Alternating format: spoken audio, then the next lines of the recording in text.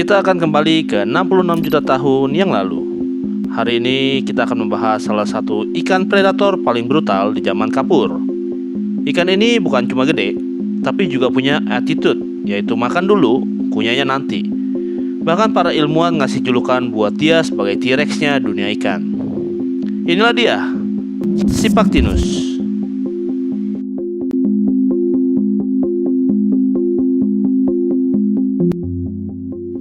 Cerita tentang Sipactinus mulai terungkap sekitar akhir abad ke-19. Fosil pertamanya ditemukan di wilayah Amerika Utara, khususnya Kansas. Dulu daerah itu bukan daratan kering kayak sekarang, tapi lautan luas bernama Western Interior Seaway. Para peneliti awal kayak Edward Rickerkopf dan Othniel Charles Mars, dua tokoh besar yang hobi berantem demi fosil.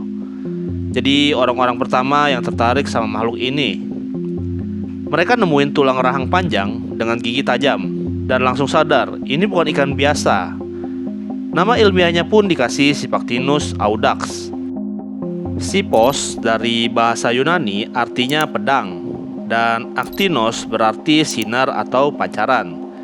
Jadi secara harfiah kira-kira berarti ikan bersinar dengan pedang, atau lebih tepatnya menggambarkan tulang rahangnya yang panjang kayak bilas senjata. Tambahan kata audax berarti berani atau nekat. Jadi kalau disingkat, kira-kira artinya si ikan pedang yang nekat. Kenapa ia dijuluki demikian? Jadi bukti fosil yang menunjukkan sifatnya yang sangat keterlaluan. Ini bagian paling terkenal. Ilmuwan menemukan fosil Sipactinus dengan seekor ikan lain di dalam perutnya dalam keadaan yang utuh. Ikan itu panjangnya sekitar setengah dari ukuran dirinya. Bayangin, Sipactinus panjang 4 meter menelan ikan hampir 2 meter tanpa dikunyah.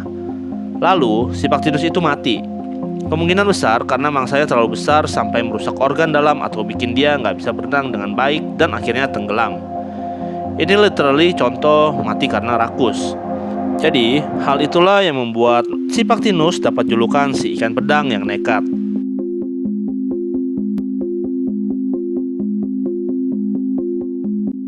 Bentuk tubuh Sipactinus ini ibarat gabungan antara ikan tuna super jumbo dan barakuda pemarah. Panjang tubuhnya bisa mencapai 4 sampai 6 meter. Bahkan ada fosil yang ukurannya hampir 7 meter.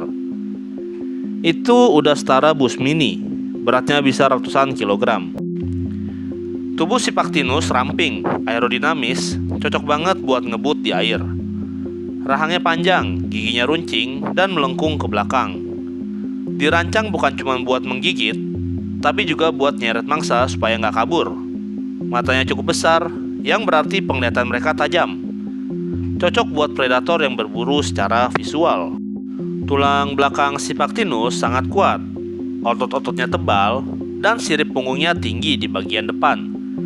Mirip kayak layar kecil buat stabilin saat berenang cepat.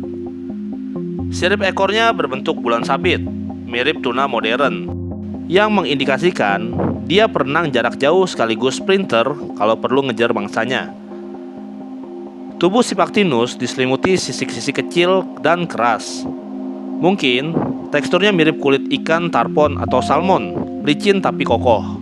Kalau dibedah anatominya lebih jauh, bagian dalam juga nggak kalah menarik.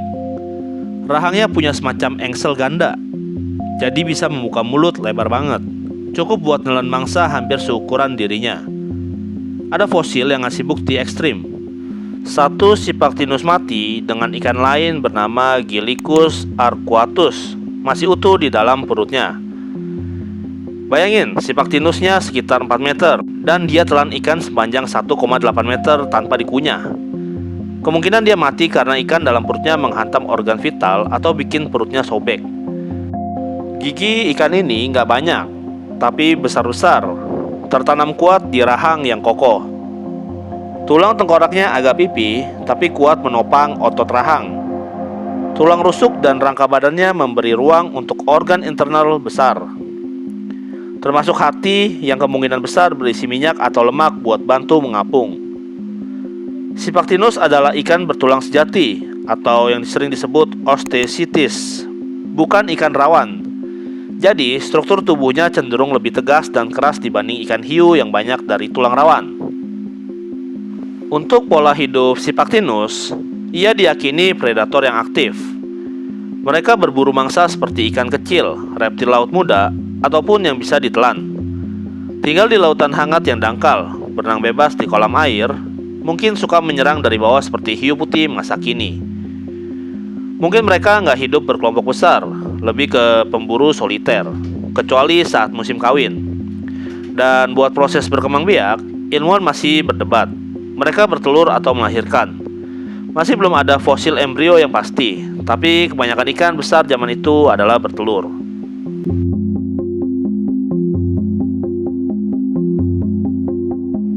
Sipaktinus hidup sekitar 112 hingga 66 juta tahun yang lalu, dari pertengahan hingga akhir zaman Kapur.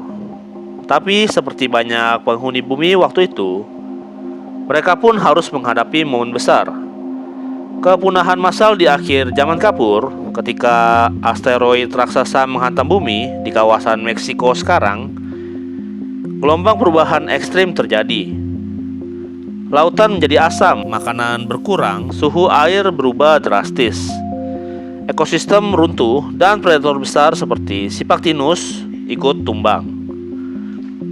Mungkin mereka nggak langsung punah dalam sehari, tapi secara perlahan-lahan hilang bersama banyak spesies lain, termasuk dinosaurus non-aves.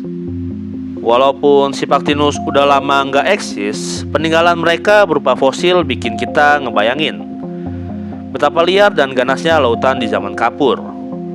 Fosil-fosil Sipaktinus banyak ditemukan dalam kondisi yang bagus, terutama di Kansas, Dakota, dan wilayah sekitarnya. Karena dulunya daerah itu adalah dasar laut. Kadang fosil mereka dipajang di museum dalam pose dramatik. Mulutnya dibuat kebuka, giginya dibikin tajam keluar, dan perutnya masih berisi ikan yang utuh. Ini serem, tapi keren.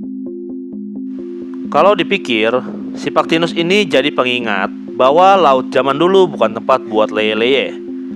Setiap hari adalah drama survival. Dan yang menarik, meskipun udah punah jutaan tahun yang lalu, namanya masih sering muncul di film dokumenter, di game, atau bahkan merchandise paleontologi. Nggak heran, soalnya mereka punya semua faktor bintang utama. Gede, galak, dan punya kisah tragis gara-gara makan kebanyakan.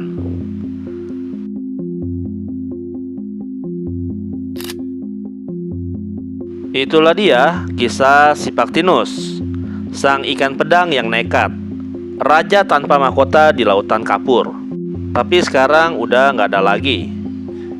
Tapi kisahnya masih hidup. Dia ngajarin kalau di alam, mau kuat, cepat, atau ganas, tetap ada akhirnya. Semua makhluk sekeren apapun punya waktunya masing-masing. Bedanya, Sipaktinus ninggalin jejak keren di batuan, bukan cuma di cerita sebelum tidur. Dan ya, mungkin pesan moral paling simple tapi relevan dari dia, jangan nelen masalah terlalu besar sekaligus. Apalagi kalau kamu bukan Sipaktinus. Tapi kalau kamu Sipaktinus, ya tetap hati-hati, bisa jadi fosil ikonik di museum. Demikian untuk video kali ini. Sampai jumpa di video berikutnya. Terima kasih.